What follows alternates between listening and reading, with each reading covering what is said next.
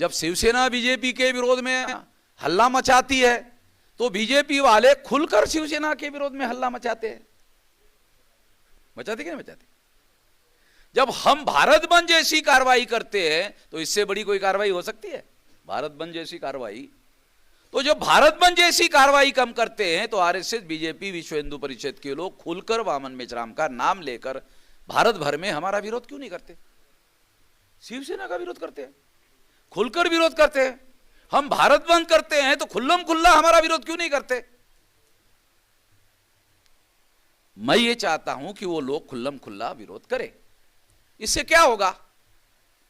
इससे हमारे लोगों को, हमें एससी एसटी ओबीसी के लोगों को समझाना आसान हो जाएगा, बल्कि समझाना नहीं पड़ेगा कि ये लोग हमारे दुश्मन हैं।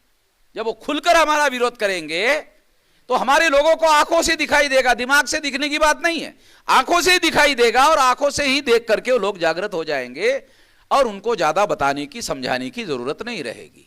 इसलिए वो लोग खुलकर हमारे विरोध में, मैदान में विरोध करने के लिए कभी नहीं आते।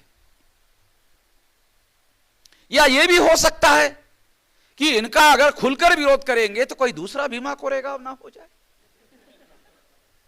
क्योंकि वो खुल्लम खुल्ला हो गया था, आमने सामने हो गया था, और आमने सामने होने से भीमा कोरेगांव हो गया था। तो शायद उनको डर लगता होगा कि साला दूसरा भीमा कोरेगांव ना हो जाए, यह भी कारण हो सकता है। मगर इतनी बात जरूर है कि वो खुल्लम खुल्ला हमारे विरोध में नहीं आते। तो ब्राह्मणों का इतिहास है, वो खुल्लम खुल्ला हमारे विरोध में नहीं आते हैं। सम्राट बृहदत्त मौर्य की हत्या पुष्यमित्र शुंग नाम के ब्राह्मण ने की, ये भी धोखाधड़ी से किया। और उसके बाद भारत में मूल निवासी बहुजनों को 6247 जाति के टुकड़ों में बांटा गया। 1703 शेड्यूल कास्ट के टुकड़े, 801 आदिवासी के टुकड़े, 3743 ओबीसी के टुकड़े, तीनों के टुकड़ों को इकट्ठा करो 6247 टुकड़ों में इन्होंने हमारे लोगों को विभाजित किया। आजादी का आंदोलन चला। आजादी के आंदोलन में ब्राह्मण लोग ये प्रचार करते थे, बांटो और राज करो, ये अंग्रेजों की नीति है। तो अंग्रेज लोग भी बांटने का काम करते थे, मगर वो दो टुकड़े बनाया था उन्होंने, हिंदू मुसलमान। मगर ब्राह्मणों ने हमारे लोगों के 6247 टुकड़े किए। जो हमारे पास डाटा अवेलेबल है और जो ब्राह्मणों का धर्मशास्त्र अवेलेबल है, उसके डाटा के आधार पर यह बात आप लोगों को बता रहा हूं, सबूत के तौर पर यह सारी बातें आप लोगों को बता रहा हूं और समझा रहा हूं कि तोड़ना ये लक्षण है ब्राह्मणों का। तोड़ने का जो लक्षण है वो ब्राह्मणों का है। हमारे पुरखों ने अपने समाज को तोड़ने का काम किया, ऐसा कोई इतिहास में उदाहरण नहीं है। तोड़ने का काम 6247 जाति के टुकड़ों में तोड़ने का काम ब्राह्मणों ने किया। तो तोड़ने का लक्षण ब्राह्मणों के साथ जुड़ा हुआ है। मैं ये इसलिए समझा रहा हूं,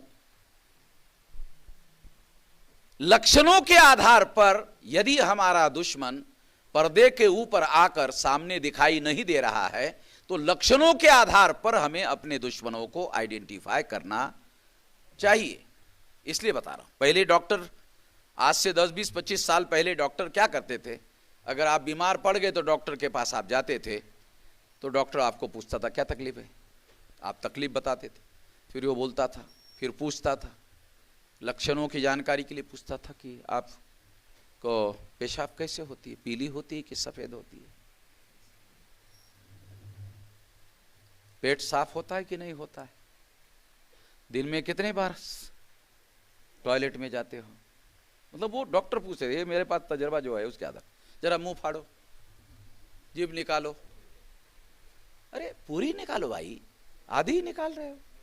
हाँ, थोड़ी देर रोक के रखो, हाँ, और मुंह फाड़ो, थोड़ा ज्यादा फाड़ो। टार्च लगाकर, वो बारीक वाला टार्च रखते थे वो वो देखते, पता नहीं क्या देखते थे, मगर वो लक्षणों को निर्धारित करने का काम करते थे कि कोई लक्षण मिलता है क्या है? हाँ, फिर वो नाड़ी भी देखते थे फिर बोलते थे थोड़ा ये ऐसा करो, फिर वहां भी टॉर्च लगा के देखते थे।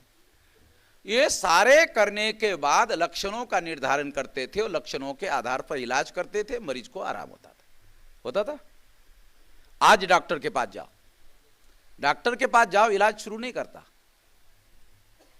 ये टेस्ट करो, ये टेस्ट करो, ये टेस्ट करो, ये टेस्ट करो, और टेस्ट रिपोर्ट ले आओ।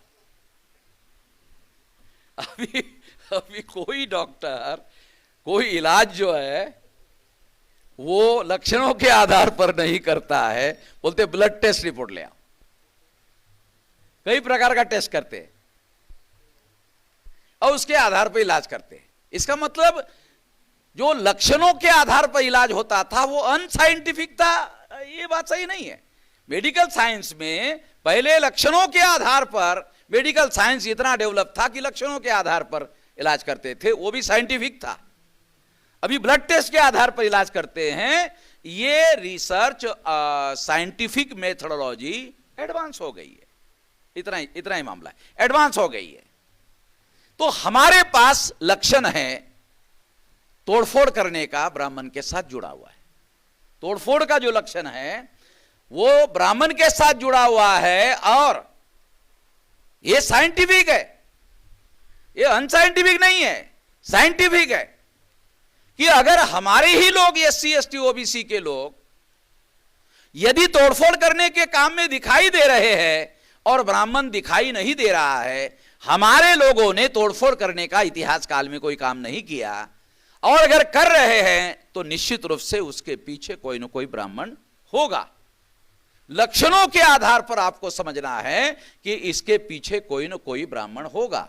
वो दिख नहीं रहा है मगर लक्षण दिख रहे हैं, तोड़फोड़ के लक्षणों से पहचानना है, ब्राह्मण जरूर होगा।